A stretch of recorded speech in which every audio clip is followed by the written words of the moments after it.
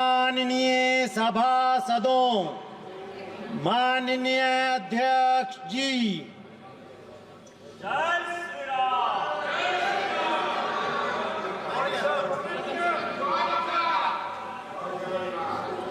प्रश्नकाल 281 281 भारत सिंह कुशवाहा। उत्तर सदन के पटल पर रखा गया है श्रीमान। श्रीमती मालविका देवी। क्वेश्चन तो किसी और का है। सीपी जोशी।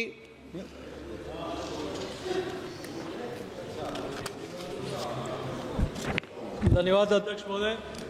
तुम बोलो। आपने एक महत्वपूर्ण विषय पर मुझे बोलने का अवसर दिया। गढ़ तो चित्तौड़, बाकी सब गढ़ैया है। चित्तौड़गढ़ किला एशिया का सबसे बड़ा फोर्ट किला है।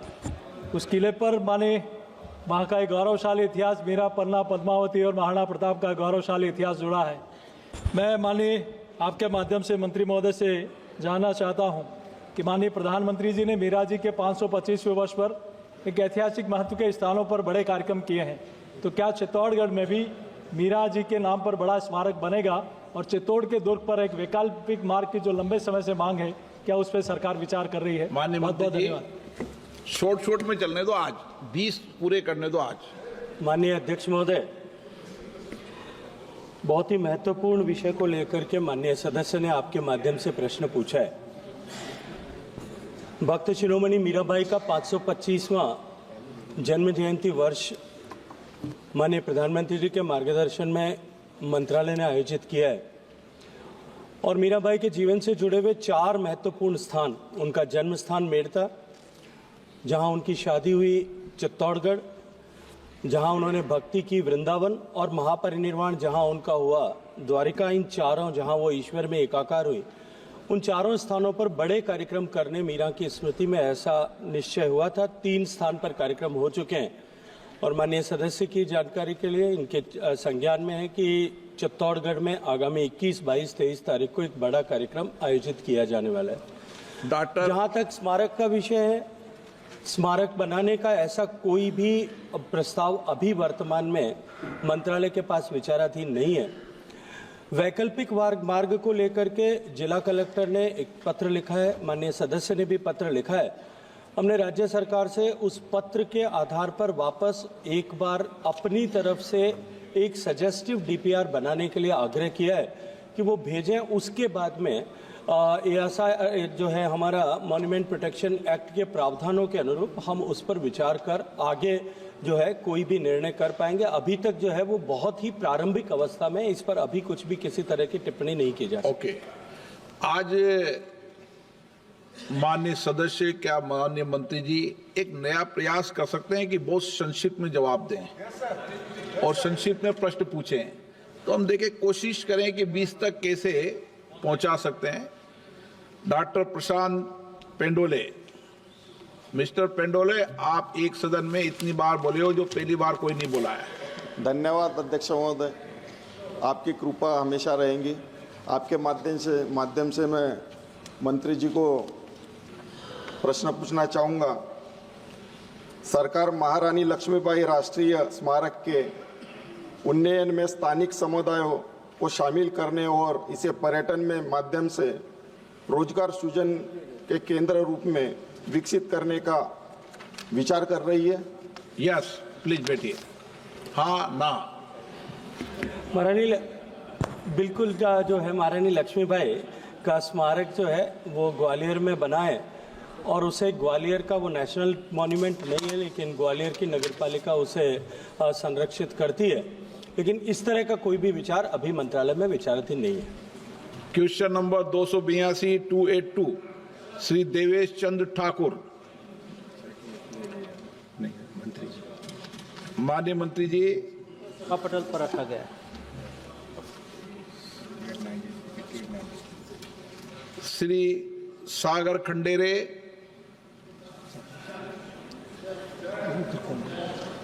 नए लोगों को पूछने दो, आप वरिष्ठ नेता हो। आज सबका नया का नंबर कोशिश Thank you, Speaker sir, for giving me an opportunity to speak. I come from the Kalyan Karnataka region, which is a very backward region, and we are also protected by Article 371J of the Constitution, which gives us special status in employment. So what I would like to ask is, in our region, a lot of job migration happens. From my Lok Sabha constituency, Bidar, a lot of youth, after finishing their degree, they go to Hyderabad, Pune, and Bangalore to work. So is the central government doing anything to identify these regions where maximum job migration is happening and ensure employment is given to the youth in tier 2 and tier 3 cities? Okay, माननीय मंत्री जी। माननीय अध्यक्ष जी, वर्तमान समय में रोजगार की अनेक तकें भी उपलब्ध हुई है और अनेक टाइप का एजुकेशन और स्किल भी डेवलप हुई है।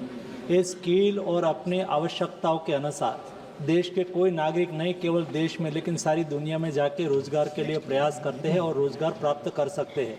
इसलिए कोई भी व्यक्ति चाहे कल्याण कर्नाटका हो या कर्नाटका के कोई भी पार्ट हो, वो हैदराबाद भी जा सकते हैं और हैदराबाद के लोग यहाँ कल्याण कर्नाटका या तो उसको जहाँ भी अपॉर्चुनिटी उपलब्ध हो वहाँ जा सकते हैं। श्रीमती मालविका देवी।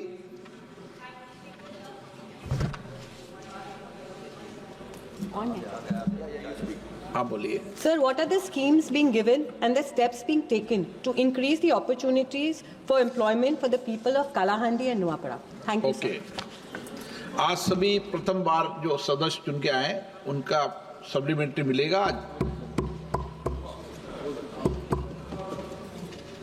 कालाहांडी के लिए देश के कोई शहर के लिए कोई टाउन के लिए अलग अलग योजना नहीं करी जाती है, लेकिन भारत सरकार के लिए रोजगार सृजन के लिए जो भी योजना लागू है इस सारी योजना का लाभ कालाहांडी को भी मिल सकता है। Doctor Thol Thirumavalavan. Question number 283। Hotel पर रख दीजिए। माननीय मंत्री जी, माननीय सदस्य, नहीं आपका नहीं है। Honorable Speaker, sir, वित्त मंत्री जी का था। I have reviewed the reply. The Honorable Minister has informed that 73.2% of all workers engaged in the non-agriculture sector were in the informal sector during the period from July 2023 to June 2024. There are several critical steps that the government needs to take to streamline the informal economy. Policy measures such as enhancing access to finance, providing skills training, securing property rights, and extending legal protections can help transition the informal economy into the formal sector. From the reply, I understand that the government is focused on registering and taxing workers in the informal sector. Women workers constitute a significant share of this sector. However, they lack job protection. Being largely semi-skilled or unskilled, they are in urgent need to skill development training. Through you, I would like to ask the Honorable Minister, what measures have been taken by the government to provide legal protection to workers in the informal economy? How many workers have received skill development training so far? माननीय मंत्री जी। माननीय अध्यक्ष जी, भारतीय अर्थव्यवस्था वर्तमान समय में औपचारिकता की ओर तेजी से बढ़ रही है।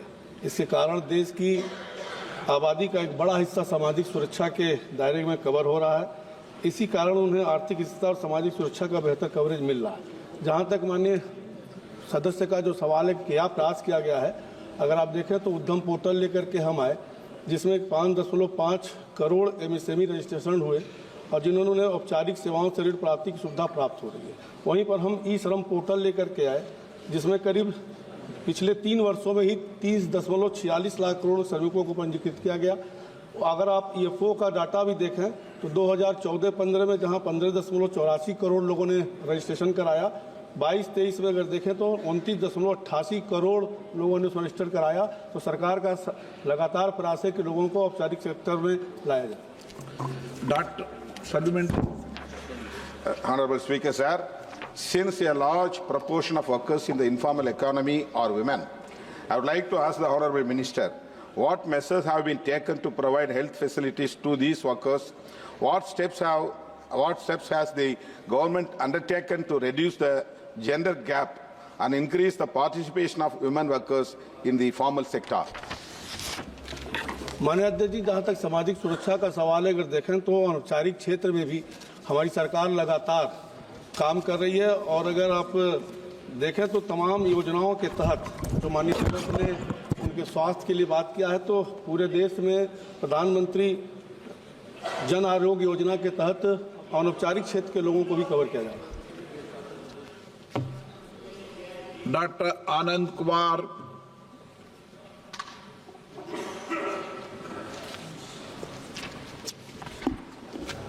धन्यवाद माननीय अध्यक्ष जी। परम आदरणीय प्रधानमंत्री जी के नेतृत्व में भारत की अर्थव्यवस्था विश्व में 5वें स्थान पर पहुंच गई है और जल्द ही यह 3रे स्थान पर पहुंचने वाली है। इस बढ़ती हुई अर्थव्यवस्था में सूक्ष्म, लघु और मध्यम उद्यमों का बहुत बड़ा योगदान है। मैं माननीय वित्त राज्य मंत्री जी से जानना चाहता हूं कि एमएसएमई सेक्टर के औपचारिकीकरण के लिए सरकार क्या प्रयास कर रही है। माननीय अध्यक्ष जी, मैंने पहले ही बताया कि जो हमने पोर्टल लॉन्च किया उसके तहत कहीं ना कहीं भारी वृद्धि उसमें हुई है। और अगर देखें तो एमएसएमई का जहां दायरा पहले 2015 में 21.9 लाख थी, वहीं 2024 में बढ़ करके 5.5 करोड़ हो गई। क्वेश्चन नंबर 284 284 डॉक्टर के सुधाकर। 284 सर। माननीय मंत्री जी पर रखा गया है। माननीय सदस्य।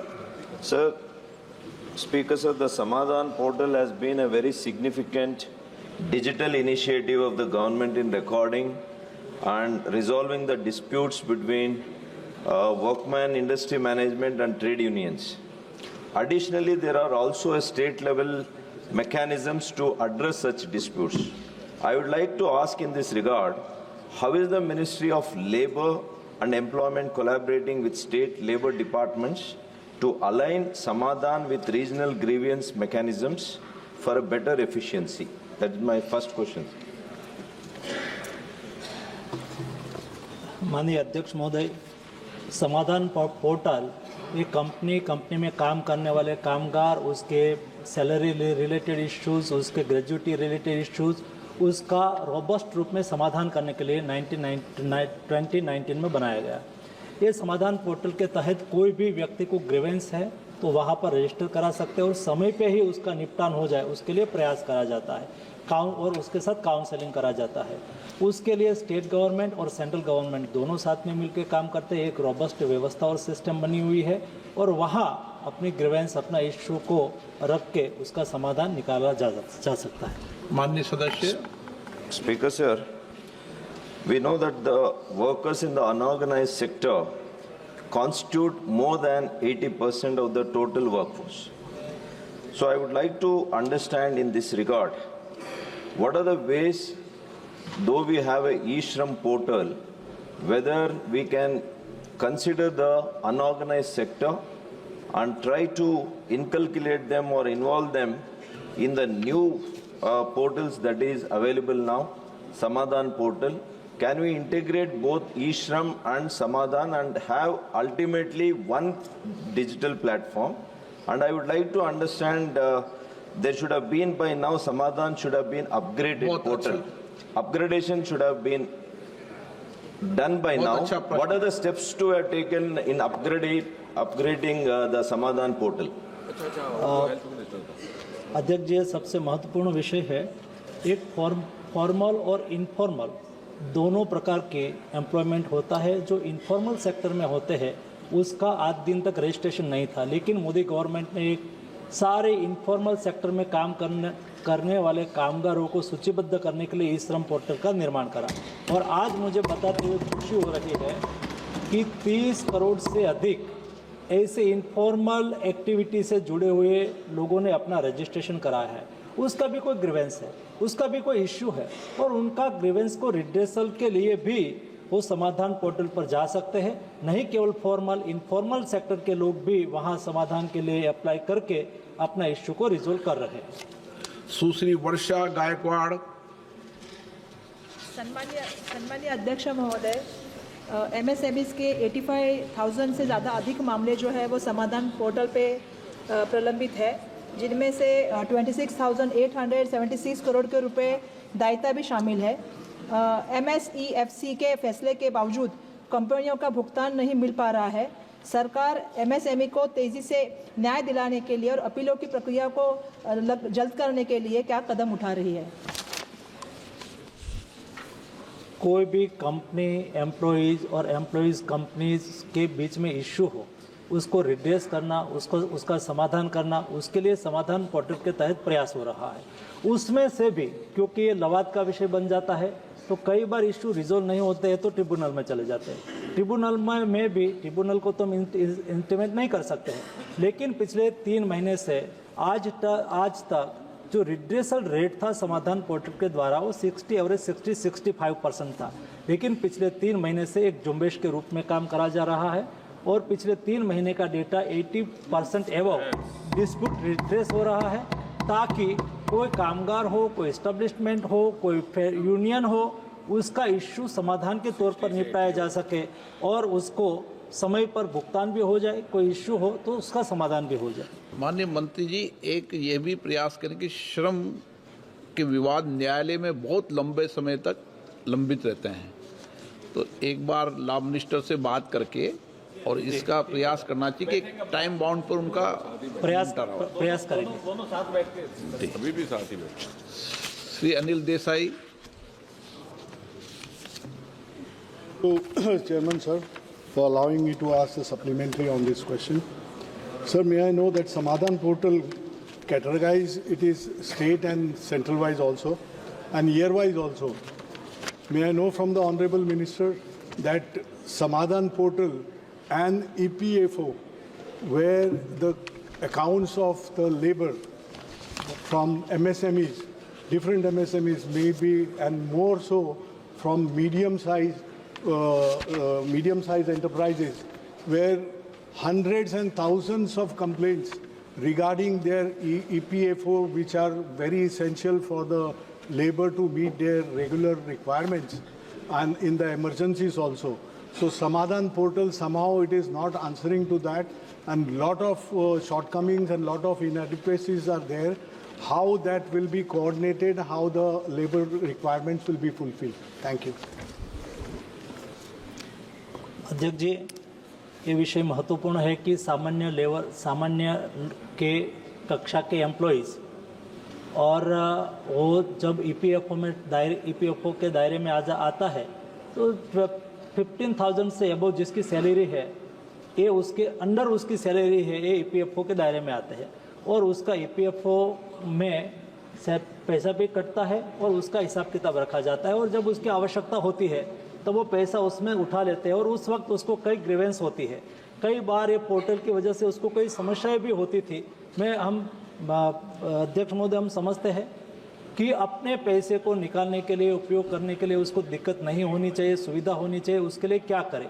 तो उसके लिए डिजिटल प्लेटफॉर्म के द्वारा सारी प्रोसेस हो रही है, उसको और रोबस्ट करने के लिए, और उसके जब पैसा उठाना है कोई दिक्कत ना हो, उसको एंट्री करना है, उसके अकाउंट में कितने पैसे पड़े हुए हैं, उसको कोई छोटी मोटी गलती हो तो उसको करेक्ट करना है। ये सारी चीज़ों को रोबस्ट करके एक बैंक लेवल का ईपीएफओ रिड्रेसल सिस्टम और ईपीएफओ की सारी गतिविधि हो सके, उसके लिए ईपीएफओ 3.0 वर्जन लाया जा रहा है। मार्च महीने तक एक ग्रीवेंस को 100% रिजोल्व करने की कोशिश की जा रही है।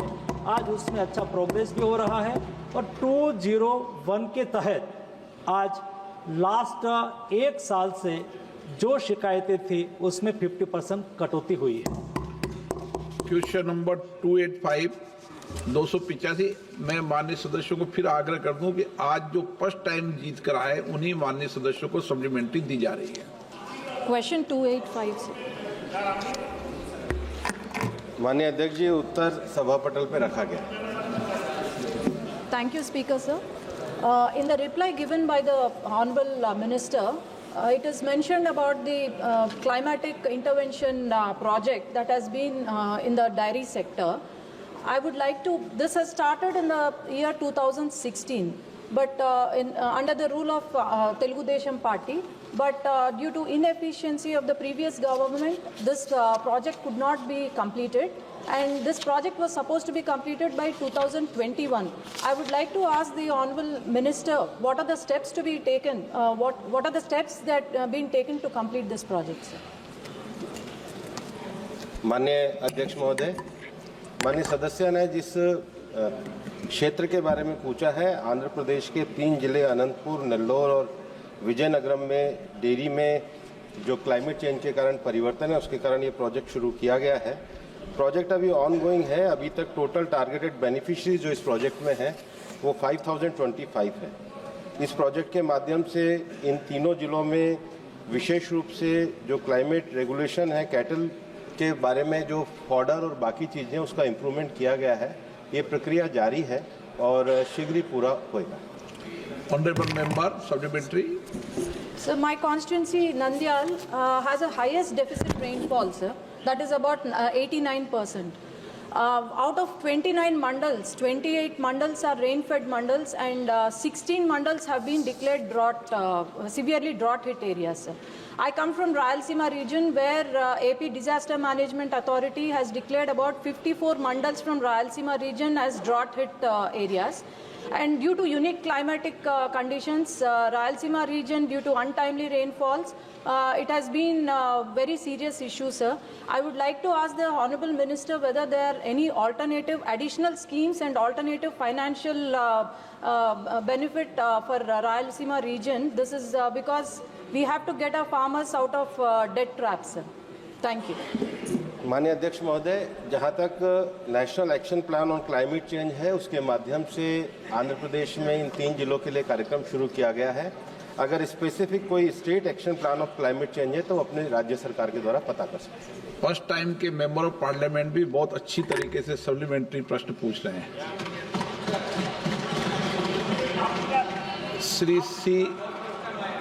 श्री सी Kiran Kumar Reddy. Speaker sir, thank you very much for giving me this opportunity. I want to ask the Honourable Minister in regard to my state Telangana, which is facing severe drought in regions such as Nalgonda, Karimnagar, Jangam and Nizamabad. However, under the National Adaptation Fund for Climate Change, only Mahbubnagar district has received funding for drought mitigation with an allocation of 24 crores. What is the current status of the expenditure of these 24 crores in Mahbubnagar? And at the same time, additionally, are these plans getting into other districts which are also drought affected like Nalgonda, Karimnagar under NAFCC in the near future? Thank you very much. माननीय अध्यक्ष महोदय, जो 847 करोड़ रुपया इस adaptation plan के लिए दिया गया था, वो 4 क्षेत्रों के लिए दिया गया था। एक कृषि क्षेत्र के विकास के लिए, एक जल प्रबंधन के लिए, एक इकोसिस्टम और बायोडायवर्सिटी के लिए और एक फॉरेस्ट्री के लिए। उस कार्यक्रम के अंतर्गत जहां तक तेलंगाना का विषय है, महबूबनगर में कृषि कार्य के लिए दिया गया था, जिस पर अभी कार्रवाई जारी है। Doctor CN Manjunath. Doctor Manjunath best cardiologist doctor हैं, कभी जरूरत हो तो आप उनकी सलाह ले सकते हैं। Many thanks to the Honourable Speaker for giving this opportunity to ask the Honourable Minister for Forest and Welfare. Today, in our constituency, there is a lot of elephant intrusions happening in our constituency across the segments of Banerghatta, Satnur and Kanakpura, and the elephants are killing the farmers and also destroying the crops. I want to ask from the Honourable Minister, how much of fund is released towards preventive measures from the Campa fund? Because Campa fund has got sufficient money. I request the Honourable Minister for Forest to release some from the Campa fund to erect a barricade along 70 kilometers to prevent elephant intrusions, so that this sort of killings and trampling of deaths is happening. Okay. So the other thing is, if the forest employee dies, the compensation is about 25 lakhs. If a farmer dies, it is only 15 lakhs. I want this compensation to be equal to that of a forest employee. So I request the Honorable Forest Minister to release immediately some grants from the Campa fund to erect a barricade to prevent the elephant intrusion. Thank you, sir. माननीय अध्यक्ष महोदय, जो मूल प्रश्न है वो adaptation के संबंध में है। वर्तमान में क्लाइमेट चेंज के कारण जो एडेप्टेशन में सूखा आदि का विषय है उसके संबंध का है। जहां तक हाथियों के प्रश्न है और उन्होंने हाथियों के उत्पात के विषय में जो मानव मृत्यु के बारे में कहा गया है और कैंपा फंड के बारे में डिमांड करी है, वो इससे अलग विषय है। माननीय सदस्य महोदय अपने संसदीय क्षेत्र का विषय मुझे लिख करके देंगे तो हम उनका समाधान करेंगे और मैं उनको गाइडलाइन भी उपलब्ध कराऊंगा। Shrimati Prabha Mallikarjun. Thank you, Speaker, sir. I would like to know what specific steps is the government taking to ensure that Karnataka's drought-prone districts receive adequate funding and priority under the National Adaptation Fund for Climate Change NAFCC, especially considering its vulnerability in the recent years. Thank you, Speaker, sir. माननीय अध्यक्ष महोदय, कर्नाटक के लिए अलग से उपलब्ध कराए जा रहे हैं, इस फंड के अंतर्गत कोई व्यवस्था नहीं। श्रीमती प्रियंका गांधी वाडा। I would ask, Honorable Speaker, sir, I would like to add to the question on the animal-man conflict. In my constituency of Wayanad, in the last 1 year, 90 people have been affected by this conflict, and just yesterday there was an attack by wild animals, by a wild elephant on someone. So I would also like to ask that the compensation be increased, especially for farmers and for ordinary people who are being affected by this conflict. Thank you. माननीय अध्यक्ष महोदय की माननीय सदस्यों ने जो प्रश्न पूछा है वो इस मूल प्रश्न से अलग है। उनका जो वायनाड क्षेत्र है, वायनाड क्षेत्र में विशेष रूप से 3 तालुका क्षेत्रों में, मनंतवाड़ी में, सुल्तान बट्टी में और वैतरी में, वहाँ पर मैं खुद गया था। हम लोगों ने पूरी टीम बनाई थी। हमारे द्वारा वहाँ पर एडमिनिस्ट्रेशन और फॉरेस्ट के द्वारा एकीकृत रूप से कार्य किया गया था। ये जो कॉन्स्टिट्यूंसी है ये केरल, तमिलनाडु और हमारे कर्नाटक, इन तीनों का एक बड़ा क्षेत्र है। उसमें जो संयुक्त क्षेत्र है उसके अंतर्गत ये कॉन्स्टिट्यूंसी आती है। क्योंकि प्रश्न मूल प्रश्न के साथ नहीं है, लेकिन हमारी सरकार के द्वारा जो कार्य किए गए हैं उसकी कॉपी में उनको उपलब्ध कराएंगे। Question number 286 Shri Sudhir Gupta. Question क्रमांक 286 माननीय मंत्री जी। कहा गया है अध्यक्ष जी।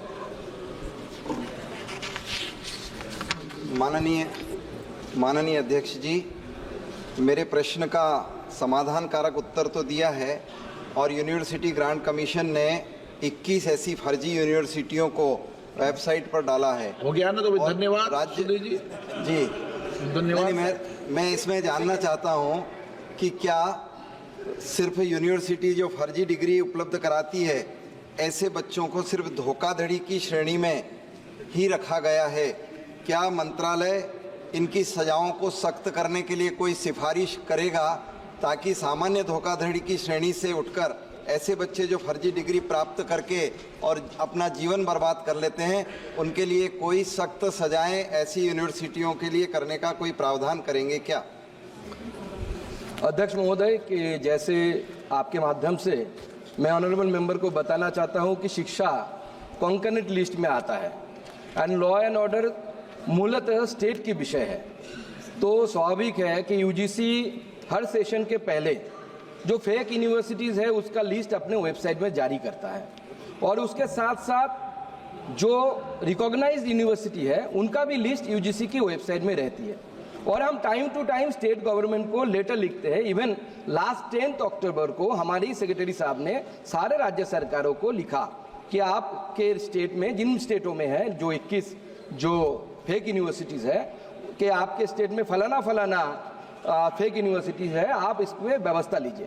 मैं आपके माध्यम से माननीय मेंबरों को भी एक आवेदन रखना चाहता हूं कि जब भी सेशन की शुरुआत होती है, अपने सारे माननीय मेंबर बहुत रेपुटेड लीडर्स हैं, उनके सोशल मीडिया बहुत एक्टिव है, उनसे स्टूडेंट भी फॉलो करते हैं। मैं अनुरोध करूंगा सारे मेंबरों के आपके माध्यम से कि वो भी अपने सोशल मीडिया में फेक यूनिवर्सिटीज की लिस्ट रखे कि जिससे उस स्टेट के स्टूडेंटों को पता चले कि अपने स्टेट में कौन सा फेक यूनिवर्सिटी है और इस जालसाजी में ना आए। सर, मैं ये जानना चाहता हूँ कि आपने इसको पोर्टल पर डाला है, लेकिन फेक यूनिवर्सिटी की लिस्टें देना, ये तो अपने को वैसे ही पता है कि फेक यूनिवर्सिटी है, तो उनको क्यों नहीं बंद करने के लिए सख्त सजाएं दी जाए।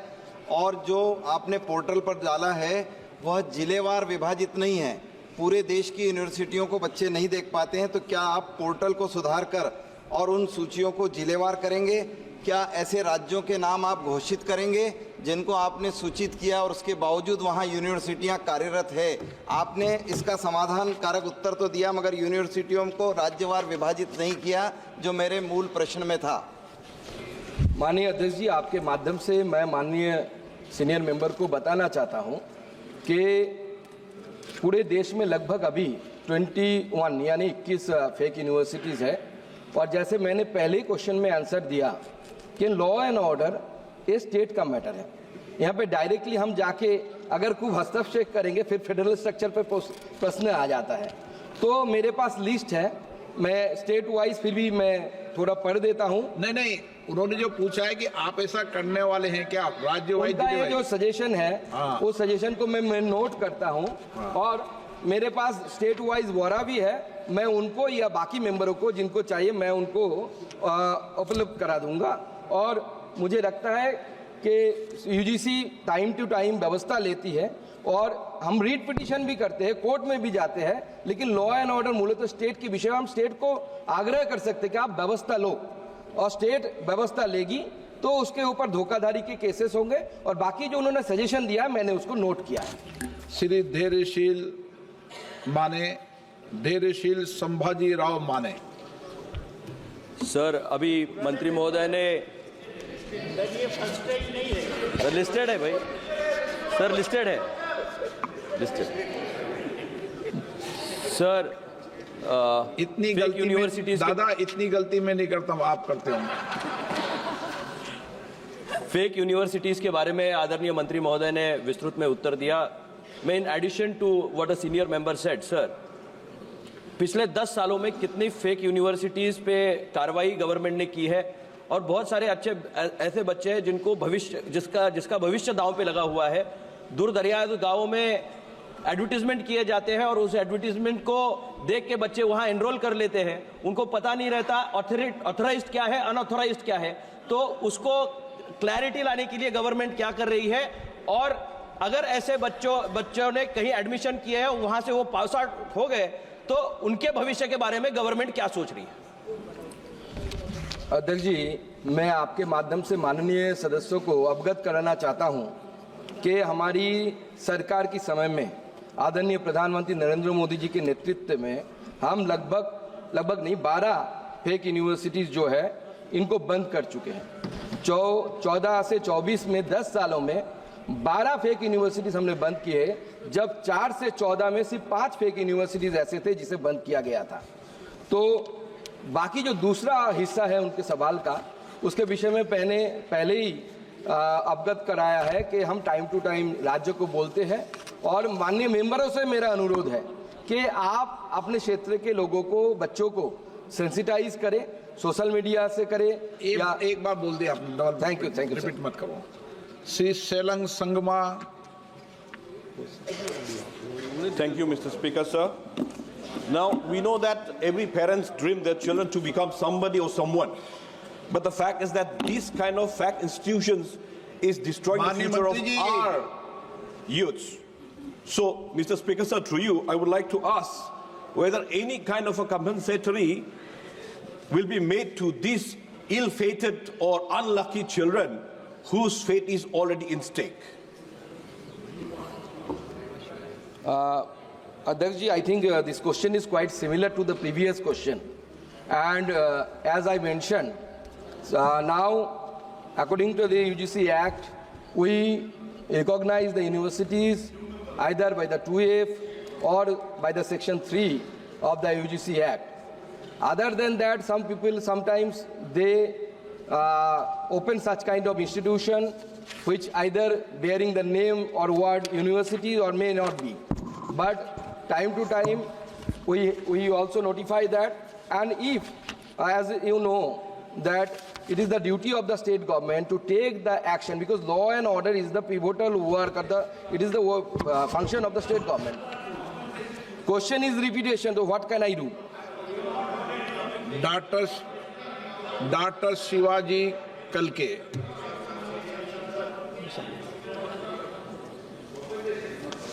थैंक यू स्पीकर सर, आपने मुझे अलाउ किया। मैं लातूर चुनाव क्षेत्र से आता हूं और माननीय शिक्षा मंत्री जी से मैं पूछना चाहता हूं कि गवर्नमेंट कुछ नए केंद्रीय विद्यालय इंडिया में खोलने जा रहा है क्या, और अगर हाँ तो लातूर जैसे पिछड़े एरिया में नया एखादा केंद्रीय विद्यालय स्थापन हो। और माननीय प्रधानमंत्री जी ने पब्लिक मीटिंग में कहा था माननीय सदस्य कि कोई बड़ा इंस्टीट्यूट लातूर के लिए देंगे, तो उसके लिए कुछ कार्रवाई हो रही है क्या? माननीय सदस्य सर, जैसे आपको पता है कि ये तो डायरेक्टली क्वेश्चन से रिलेटेड नहीं है, क्योंकि क्वेश्चन फेक यूनिवर्सिटी से रिलेटेड है। और सेंट्रल यूनिवर्सिटी हमारे समय में अभी तक लगभग 56 यूनिवर्सिटीज़ है जो एजुकेशन मिनिस्ट्री के अंदर है। सेंट्रल यूनिवर्सिटीज़ है, central university. So I think my colleague Jayant Chaudhary is there, he will learn. आप एक मिनट प्लीज, आप ऐसे डायरेक्शन मत दे दिया करो कि जयंत चौधरी जी आपको उत्तर देंगे, ठीक है ना? जयंत चौधरी जी। सभापति जी, वैसे मुख्य सवाल से जुड़ा हुआ नहीं है, केंद्रीय विद्यालय से संबंधित सवाल है। अभी अभी कैबिनेट ने 85 केंद्रीय विद्यालय के प्रस्ताव को अनुमति दी है। Question number 287 Shri Saumitra Khan 287। Sir question number 287। माननीय मंत्री जी। माननीय सभापति महोदय, उत्तर सदन के पटल पर रखा है। सर, मल्ल राज्य 1000 साल पुराना है, तो मल्ल राज्य में अभी विष्णुपुर में इस बार मैंने देखा हूँ कि हर राज्यों में आपका पैसा अलॉट किया है, तो Vishnupur archaeological survey of India का अंडर ही आता है। तो 3295 करोड़ रुपया अभी पूरा देश में सैंक्शन हुआ है 23 स्टेट में। तो विष्णुपुर के लिए, विष्णुपुर मल्ल राज्य डिस्ट्रिक्ट के लिए षडेश्वर बाबा मंदिर, राजमंच और विष्णुपुर लालबंद का ऊपर रोपवे के लिए कुछ भी प्रावधान है क्या? कुछ भी सैंक्शन नहीं हुआ, तो इसका पीछे कारण क्या है?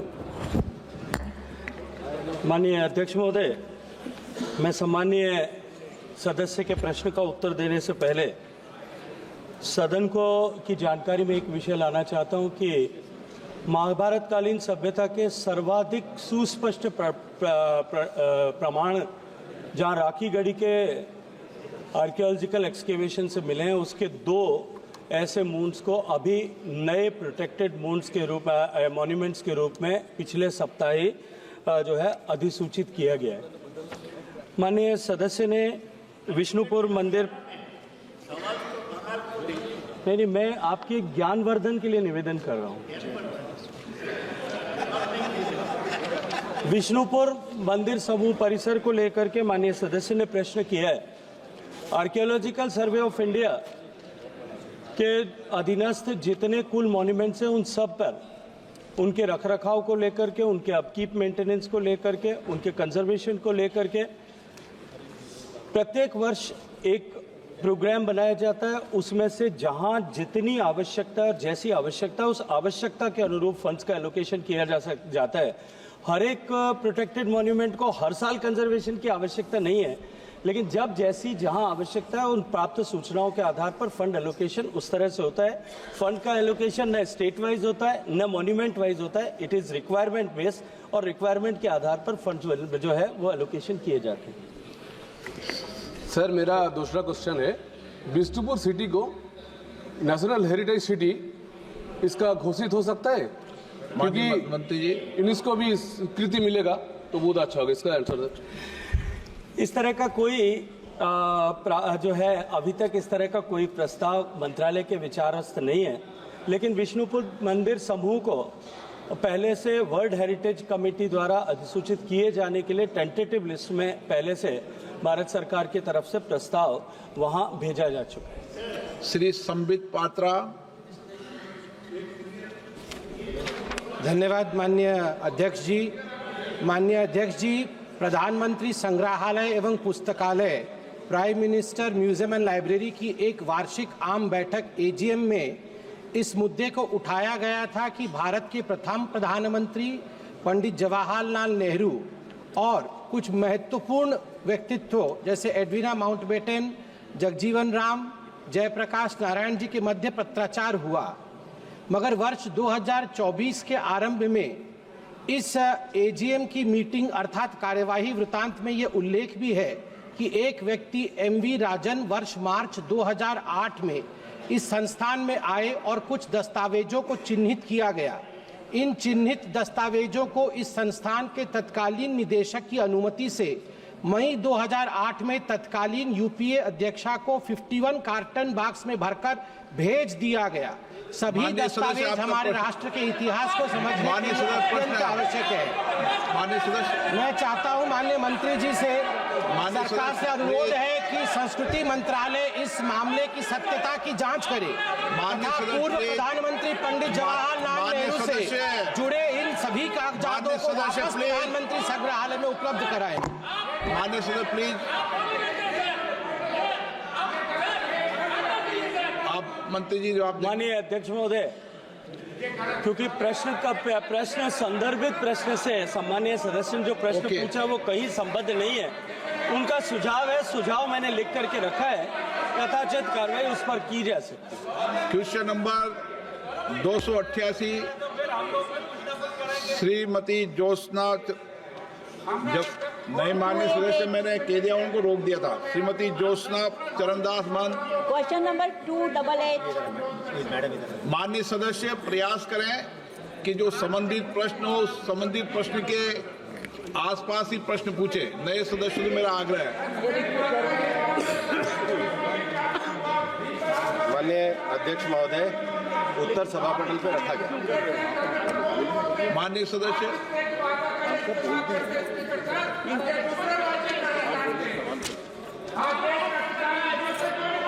माननीय सदस्य उनको पूछने दें। जयप्रकाश जी प्लीज। सर, दिल्ली के प्रदूषण की स्थिति से बदतर स्थिति मेरे लोकसभा कोरबा क्षेत्र की है। यहाँ एयर क्वालिटी 400 है, जो गंभीर लेवल है डेंजर का। पावर प्लांट के कारण इसका हो रहा है। इसमें SECL, बालकोड, NTPC के वेस्ट प्रोडक्ट है, जो फ्लाई ऐश हैं, उसे ब्रिक्स तो बनती है लेकिन कई गुना ज़्यादा राखड़ पैदा होती है और उसको हर जगह फेंक दिया जाता है, जिसके कारण यहाँ पर बहुत सारी बीमारियाँ भी हो रही हैं और वायु और पानी में प्रदूषित भी हो रहा है। यहाँ पर लदान कोयले का और यहाँ पर NTPC में बिजली, ये सबका लाभ तो हमारी सरकार ले रही है, लेकिन बदले में हमारे यहाँ की जनता को सिर्फ बीमारी दे रही है, जिसमें अस्थमा है, टीबी है, बोन टीबी है, कैंसर तक का है।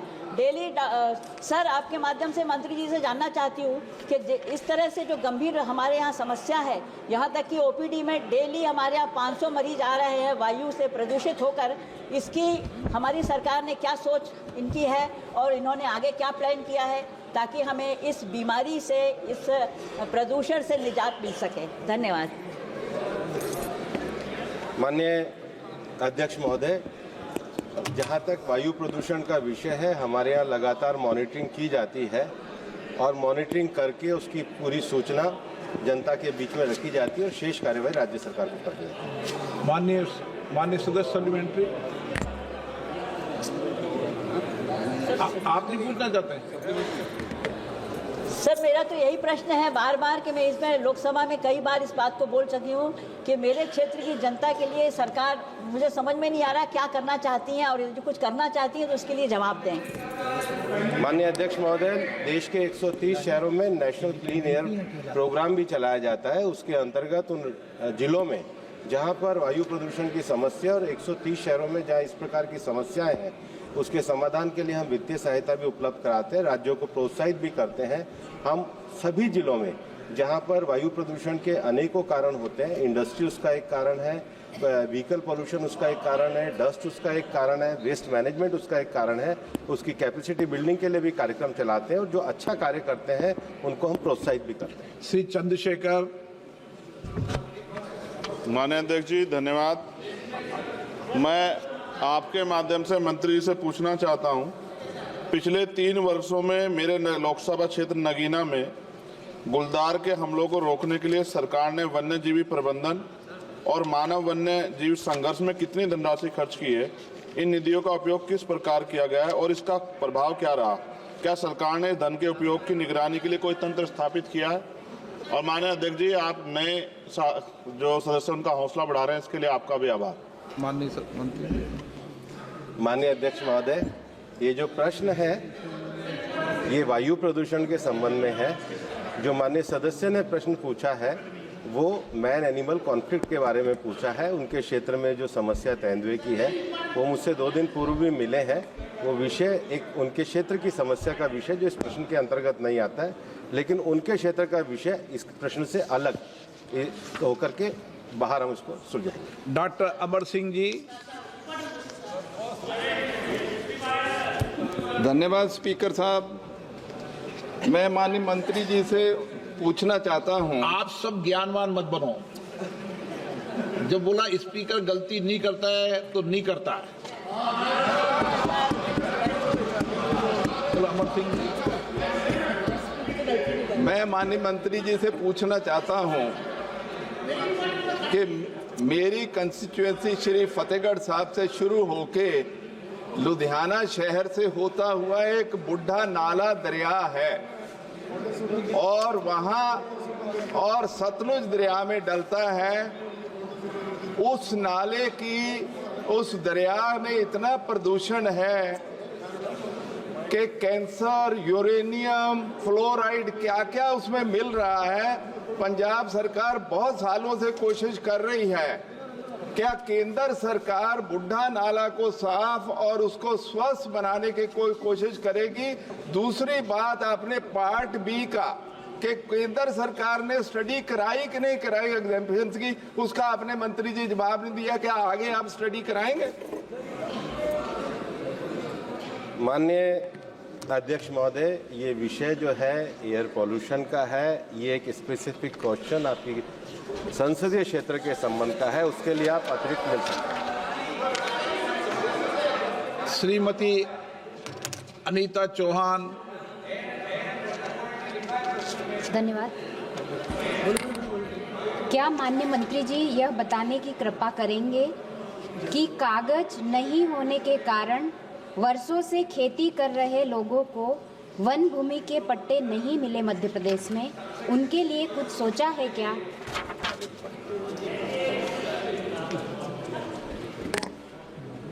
ये माननीय अध्यक्ष महोदय वन भूमि के पट्टों के संबंध का विषय है।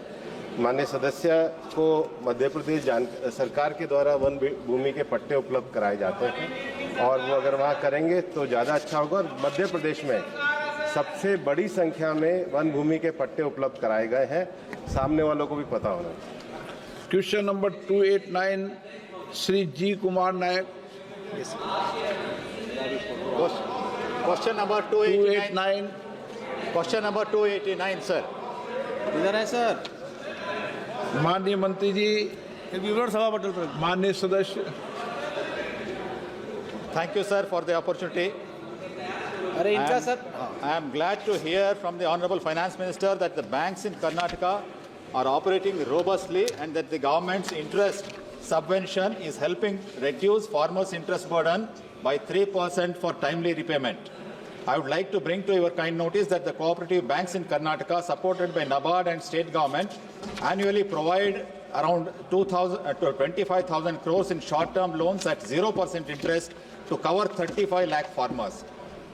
In this connection, my question is, sir, with the short-term refinance loan limit for Karnataka reduced from 5,600 crores to 2,340 crores, how will the government ensure that the cooperative banks continue to provide 0% interest loans to marginal farmers? Will the ministry consider alternative mechanisms or additional financial support to prevent these farmers from resorting to high interest rates from private lenders, which would severely impact their financial stability?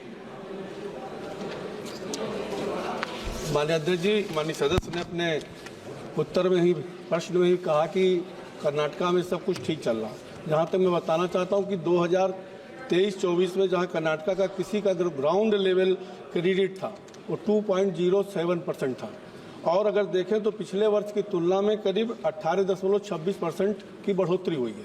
जहाँ तक कृषि loan का सवाल है माननीय अध्यक्ष जी, अगर आप देखें तो जब से इस देश के यशस्वी प्रधानमंत्री नरेंद्र मोदी जी हुए हैं तो खेती किसानी पे विशेष फोकस उनका रहा है।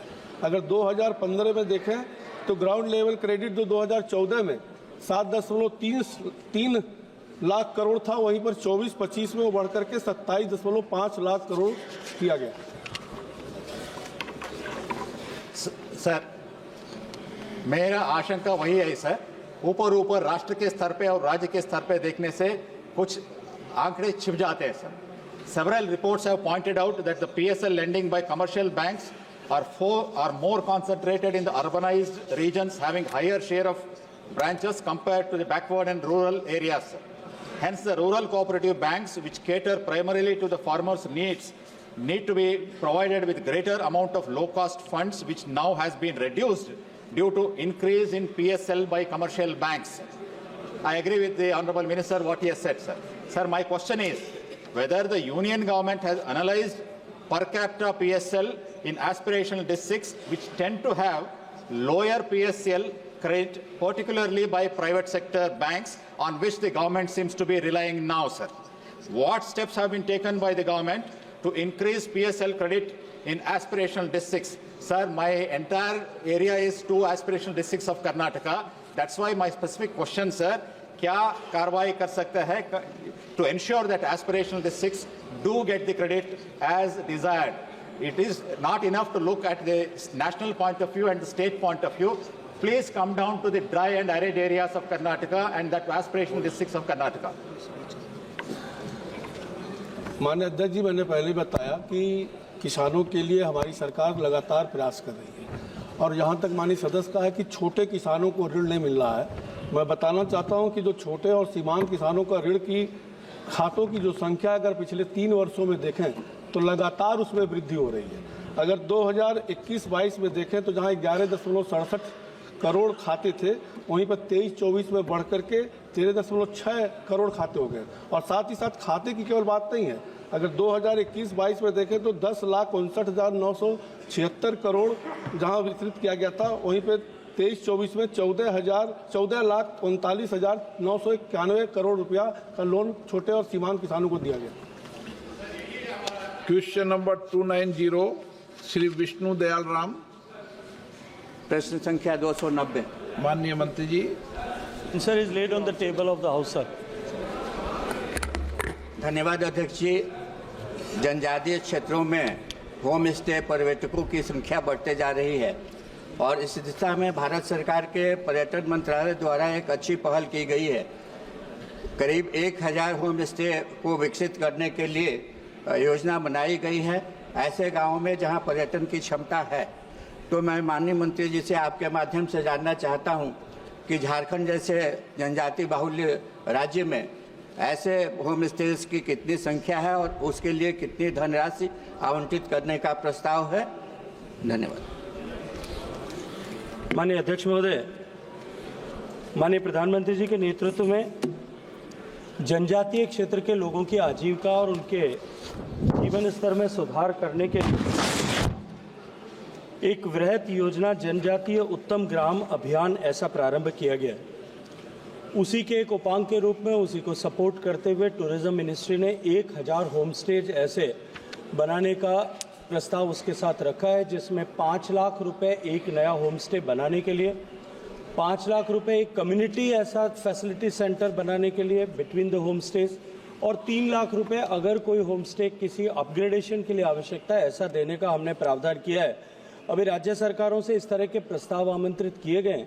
और एक बार पूरे प्रस्ताव सब आ जाने के बाद ही कौन से राज्य को कितने होम स्टेज एलोकेट होंगे उसके बारे में मैं कोई जो है ठोस वक्तव्य यहाँ दे पाऊंगा। अध्यक्ष जी, यद्यपि कि पर्यटन को विकसित करने की प्राथमिक जवाबदेही राज्य सरकारों और केंद्र शासित प्रदेशों की है, तथापि भारत सरकार के द्वारा स्वदेश दर्शन स्कीम और प्रसाद स्कीम के अंतर्गत वित्तीय सहायता प्रदान की जा रही है। झारखंड राज्य के लिए इको सर्किट टूरिज्म को विकसित करने के लिए 30.44 करोड़ की राशि दी गई थी। मैं माननीय मंत्री जी से आपके माध्यम से जानना चाहता हूं कि उस राशि का किस प्रकार उपयोग किया गया, क्या पूरी राशि का उपयोग किया गया या नहीं किया गया, और नहीं किया गया तो इसके लिए क्या कारण थे, और इस दिशा में पूरी राशि का उपयोग हो क्या कार्रवाई करने का प्रस्ताव माननीय मंत्री जी रखते हैं। माननीय अध्यक्ष महोदय, स्वदेश दर्शन के development of eco tourism circuit at Dalma Betla national park, इसके लिए भारत सरकार से जो प्रोजेक्ट सैंक्शन किया गया था, it was one of the total 76 project sanction, जिनकी कुल लागत लगभग 5200 करोड़ रुपए एस्टिमेट की गई थी, जिसमें से 5000 करोड़ रुपया लगभग 4994 करोड़ रुपए लीज किया जा चुका है।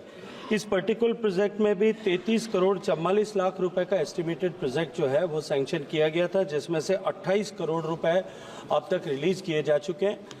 76 प्रोजेक्ट्स में से 75 प्रोजेक्ट 100% फिजिकली कंप्लीट हो गए, ऐसा राज्यों ने संसूचित किया है। इसके बारे में और भी विस्तार से जो भी जानकारी माननीय सदस्य चाहते हैं, एक बार मेरे कार्यालय में कभी भी स्वागत है, उनका आएँ, हम बैठ करके इसके बारे में और भी जानकारी जो माननीय सदस्यों को चाहिए वो सब सदस्यों को उपलब्ध करें। श्री धवन पटेल।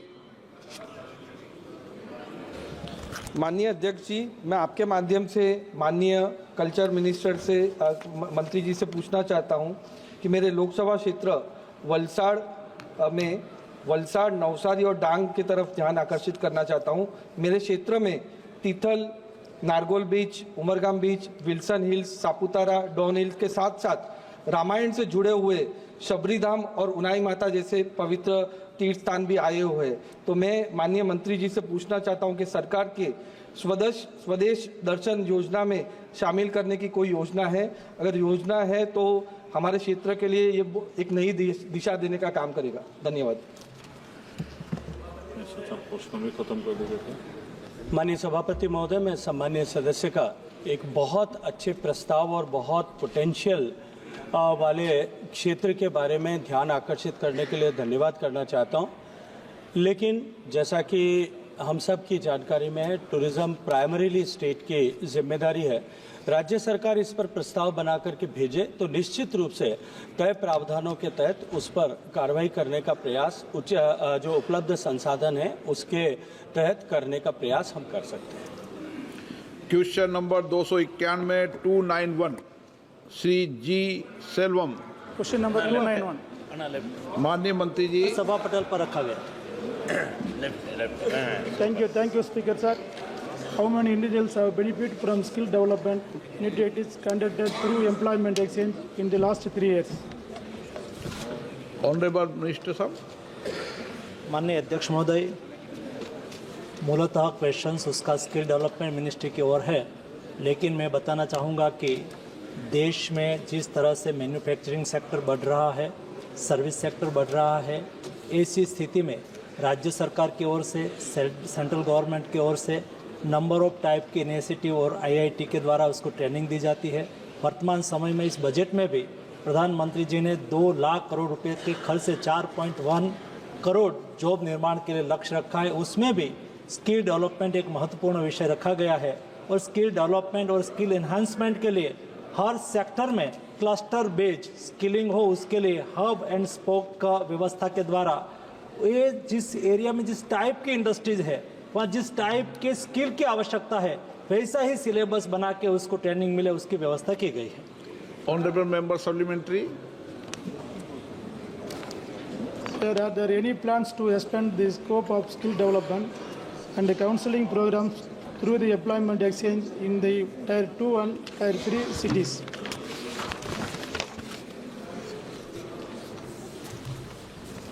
स्किल डेवलपमेंट और स्किल डेवलपमेंट को रोजगार के साथ जोड़ने के लिए हमने नेशनल कैरियर सर्विस पोर्टल को इंटीग्रेट करा है।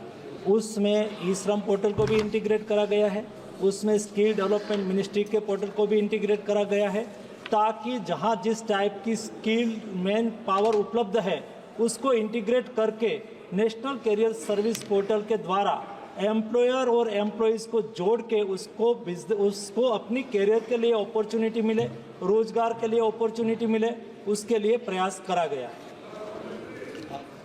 है। श्री राजीव राय, 1 सेकंड में पूछना, 12 बजे। धन्यवाद सर। पिछले 3 वर्षों में माननीय मंत्री जी बता रहे थे कितने को रोजगार मिला।